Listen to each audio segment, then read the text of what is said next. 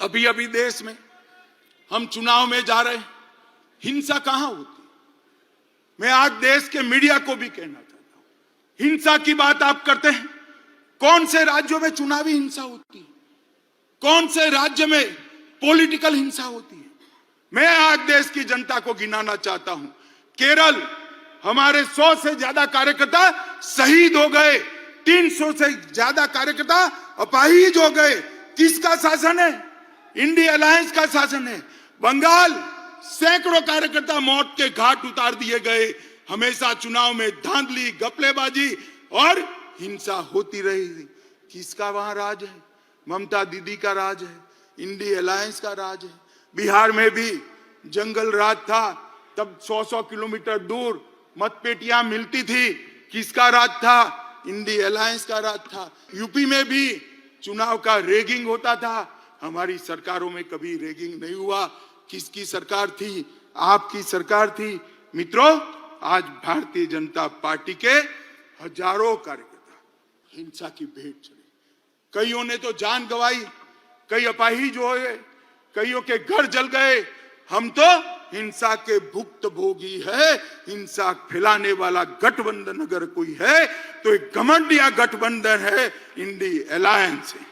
मैं आज आप सबके माध्यम से करोड़ों भारतीय जनता पार्टी के कार्यकर्ताओं को कहने आया, अगला चुनाव 2 खेमे पड़े हुए हैं।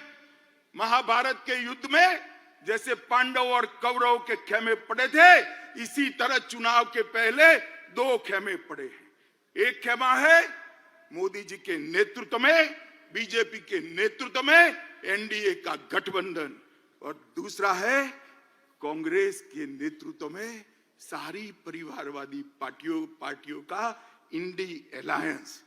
देश को ये दोनों में से एक को चुनना है। इंडी गठबंधन एक घमंडिया गठबंधन, भ्रष्टाचार, परिवारवाद और तुष्टीकरण की राजनीति का पोषक, और भाजपा और एनडीए का गठबंधन राष्ट्र प्रथम के सिद्धांत पर चलने वाला गठबंधन है।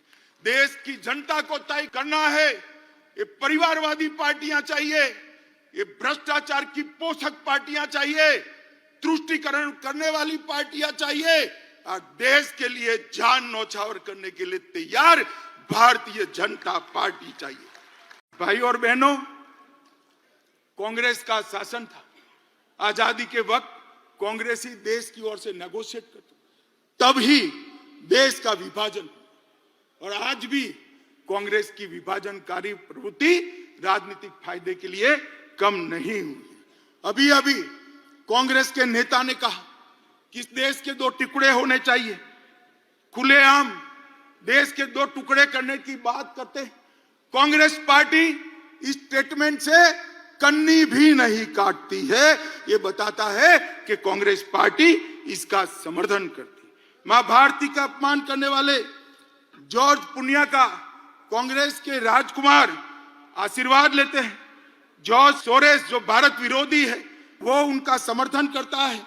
कोयम्बतूर बम ब्लास्ट को इंडिया अलायंस इसके गुनहगारों को रिहा कर देती है, और कांग्रेस के नेता पाकिस्तान में जाकर मोदी जी को हटाने के लिए पाकिस्तान की मदद मांगते हैं। पाकिस्तान की मदद मांगते हैं।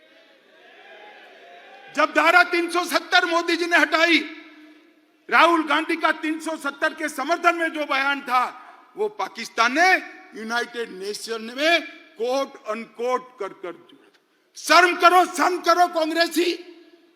आपके देश के खिलाफ आप विदेश में जाकर बोलते हो। देश के प्रधानमंत्री, देश की संसद, देश के लोकतंत्र की निंदा विदेश में जाकर करते हो, और धारा 370 जैसी महत्वपूर्ण चीज को आपने पाकिस्तान को यूएन में हथियार देकर देशद्रोह का एक उदाहरण सेट किया है। मित्रों, और मैं देश की जनता को कहता हूं, ये विभाजनकारी प्रवृत्ति जो आजादी के वक्त थी, वो आज भी वहां पर है, उसमें कोई परिवर्तन नहीं हुआ। पहली बार ये देश का गौरव पूरी दुनिया ने महसूस किया।